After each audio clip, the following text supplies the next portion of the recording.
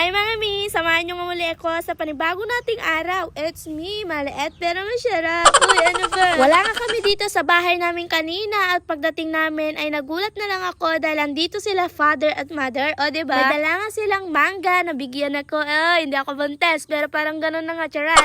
Tapos na nga kasi kami kumain kaya nga nagluto muna ako ng kanin para nga makakain na rin sila. Hindi pa nga kasi sila nakapagtanghalian mga mi kaya for the go binigyan ko sila ng sardinas na malupet na galing pa sa USA. Charay! Labas nga pala ako dyan para nga tumingin kung ano mauulam sa labas at wala nga akong makita dahil nga tanghali na at wala na nagsilabasan na nagtitinda. Fast forward ko na mabilisan hanggang dumating sa Japan at eto nga sa labas na nga kami at nandito na nga kami sa bayan. Dahil nga uwi na nga daw sila dahil yung mga anakis nila ay naghihintay pa. Magsusundo pa sila ng mga bata kaya eto for the go na naman. Dahil naawa ko sa kanila hindi pwedeng umuwi na wala silang pera. Kaya agad-agad ako nag-withdraw dahil malapit naman ng sauran kaya for the go. Ang dami ko kasi naririnig kesyo daw magulang ko hindi ko kayang tulungan kaysa pa sa iba ay nagtutulong ako. I mean, hindi ko lang pinapakita dito sa social media kung paano ko tulungan yung mga magulang ko. Hindi porket na tumutulong ako sa iba, nagbibigay ng ayuda at nagsishare ng blessing ay hindi ko na binibigyan ng pamilya ko. Balik na lang din tayo dito sa ginagawa ko dahil nga nag-withdraw tayo. By the way, sa video sana kaso nga lang tagal ni ate mag-withdraw halos 1 million ata ilalabas niya.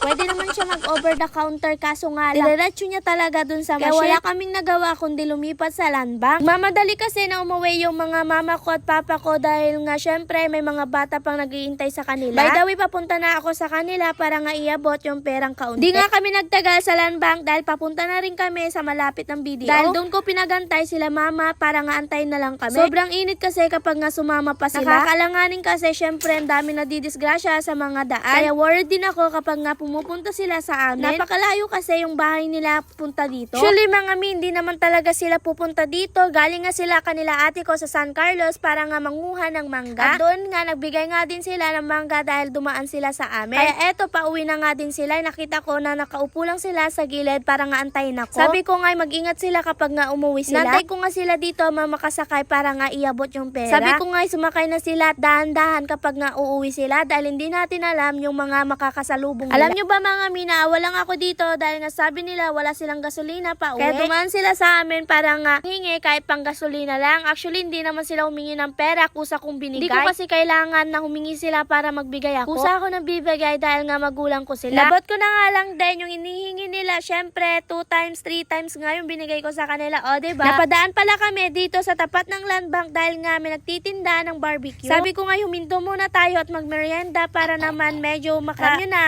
mabusog-busog, diba? Charas. Nakakagulat nga dahil nga walang tiglima. 5 lang nga yung pera ko dito dahil nga wala na may pera. Charay. Napaihaw na nga lang din ako dito. Sabi ni ate nga may naihaw na sa gilid pero syempre gusto ko yung mainit-init. Hindi natin alam, di ba? Mas masarap kasi yung mainit kaysa yung baluto. Worth of 60 pesos nga yung binili ko dito. O diba, sulit na yon kaysa naman maging worth of 100. Sayang din naman. O diba? Di na nga kami nagtagal dyan dahil nga yung anak ko itulog pa. Hindi pwede na gumising nang wala kami. O pagkatapos ng 500 minuto, eto nga luto na nga yung barbecue ko. O diba, sarap-sarap, yummy. O congrats pala sa napili na binigyan namin grocery. Huwag kayo mag-alala. Tuloy-tuloy na yan at mag-aabang ulit kami sa kalsada. Ano ba yan? Nandito na lang. Bye-bye!